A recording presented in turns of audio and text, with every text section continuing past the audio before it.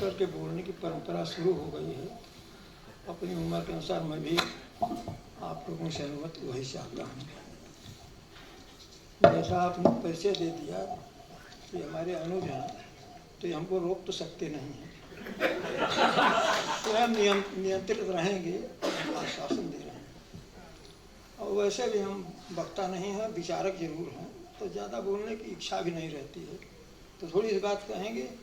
और शास्त्रों में घुस करके बोलने वाले बहुत लोग हैं यहाँ पर, और अच्छी अच्छी बातें सुना रहे हैं। हम कुछ प्रायोगिक बात आप सामने रखेंगे कि अब तक तो पाश्चात्य जगत का सारा प्रभाव हमारे माने जुडिशल सिस्टम पर पड़ चुका है। हम क्या प्रभाव उन पर डाल सकते हैं, इस पर विचार करना कुछ आवश्यक लगता है इस माने आयोजन के अनुसार। तो उस पर हम थोड़ा विचार किए हैं, और पूरा न छोड़कर उसी उसको हम थोड़ा सा पढ़ेंगे, जिससे कि हमारा 3-4-5 मिनट के अंदर अंदर ही हेलो हेलो तो आरंभ यही से होता है कि हमारे यहाँ मूल सबका वेद है, और वेद धर्म के स्थापना के लिए, कर्तव्य के निर्धारण के लिए है। तो धर्म के दो उद्देश्य बताए गए हैं, अभ्युदय और निःश्रेयस। और इसी के लिए हमारा विधि शास्त्र है, इसी के लिए नैतिक शास्त्र है, इसी के लिए सारी बातें हैं, जिससे हमारा अभ्युदय हो सके और निःश्रेयस हमारे मोक्ष तक पहुँच सकें, परम पुरुषार्थ सिद्ध हो सके। तो हम संक्षेप में फिर अपने विषय पर जो हमने वादा किया वही कहेंगे। तो इसके अनुसार देखिए, हमारे यहाँ 4 स्टेजेस पर कार्रवाई हुई है अपने वैदिक परंपरा में। एक तो हमारा संविधान बना है, संविधान हमारा वेद है, वेद ही मुख्य है, उसी के आधार पर सारी क्रियाएं विकसित होती हैं। वेद से विपरीत होने पर वो काट दी जाते हैं, जैसे कि कोई रोड डाल काट दी जाती है पेड़ की, उस तरह से। तो वेद मुख्य है और हमारा संविधान है। उसका दूसरा रूप आता है वेद का से निश्चित स्मृतियाँ आती हैं। स्मृतियाँ हमारी कानून हैं। जैसे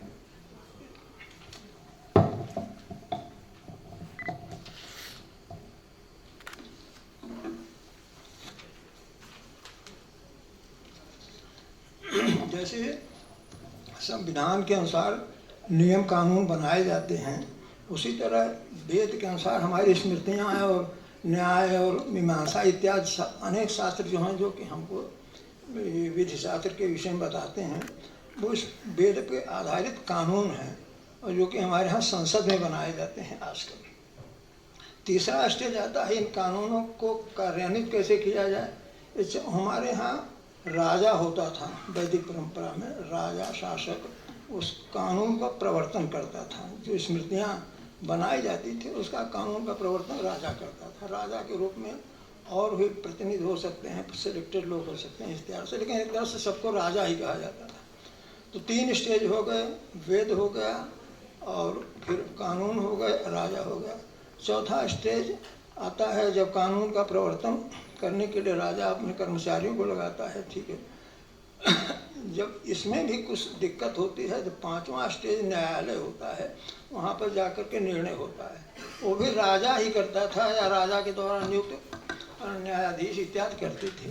चारों स्टेज हमारे यहाँ धर्मशास्त्र के अंदर एक ही कॉम्पैक्ट बने हुए थे, और इसीलिए धर्म की परिभाषा हमारे यहाँ कभी विचलित नहीं हुई, बदली नहीं गई। जो धर्म की परिभाषा थी वो अब भी बनी हुई है अपने परंपरा में। तो धर्म की परिभाषा जो विदेशों में बार बार बदली जाती है, और 90 परिभाषा हो गई होंगी तब भी असंतुष्ट ही लोग रहे। पूरी परिभाषा कोई कवर, हमारे यहाँ परिभाषा कवर है, इतने में ही सारी चीज़ें परिभाषित हो जाती हैं। उद्देश्य क्या है, अभ्युदय उद्देश्य, इसके लिए वेद से लेकर के और कार्यान्वित करने की विधि तक, दंड देने वाले कौन होंगे, कैसे होंगे, उनका चरित्र क्या होगा इत्यादि बातें निर्धारित हैं। तो इनके करने पर हमारी परंपरा पूर्ण हो जाती थी। अब क्या हो रहा है, अब संविधान बनाने वाले कैसे हैं, संविधान अब भी बनता है, और संविधान के अनुसार कानून अब भी बन रहे हैं, कानून के अनुसार कार्यान्वयन अब भी हो रहा है, कर्मचारी हैं, मंत्री हैं, इत्यादि कर रहे हैं। जब इन तीनों स्टेजेस पर ईमानदारी नहीं होगी, न्याय नहीं होगा, तो चौथे स्टेज पर न्यायालय में जाकर न्याय हो नहीं सकता। 3 स्टेज जब न्याय देंगे तब चौथे में जाकर के न्याय पूरा होगा। हमारी बात क्लियर नहीं हो रही हो तो फिर से हम बता दें कि न्याय देने के लिए एक स्टेज या इसे वेद में लिख देने से नहीं न्याय हो जाएगा। जब तक कि जाकर के न्यायालय में उचित न्याय नहीं देगा। राम ने कुत्ते को न्याय दिया था तो वेद के अनुसार कहीं विहित होगा, उन्होंने न्याय दिया था। किसी कोई प्राणी न्याय पा सकता है इस तरह से। तो जब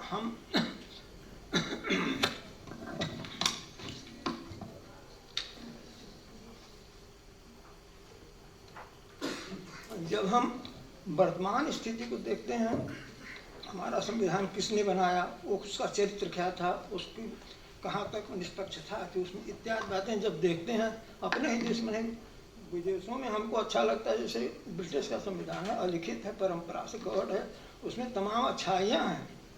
अपने यहाँ जो लिखित बनाया गया उसमें निष्पक्षता आई नहीं आई, आप लोग ज़्यादा जानते हैं हमसे कि वो ज़रा संदिग्ध वहीं हम हो जाते हैं।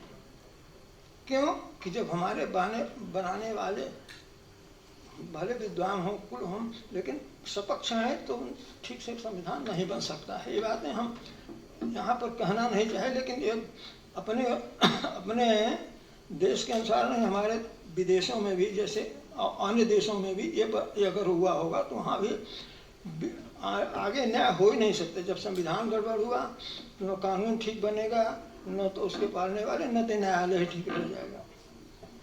तो अगर हम लोग कुछ देना चाहते हैं विदेश को तो हम अपनी संस्कृति के अनुसार जो 4 स्टेजेज हमारे हैं उनको विकसित करने के लिए एक संविधान बनाने वाले की योग्यता, इसके बाद राजा की योग्यता, फिर इसके बाद कर्मचारियों की योग्यता, उनके दंड, और दंड की प्रक्रिया लिखी है कि दंड जो है राजा सोता है, दंड जगता रहता है, ऐसा लिखा है, सब आप लोग तो जानते ही होंगे।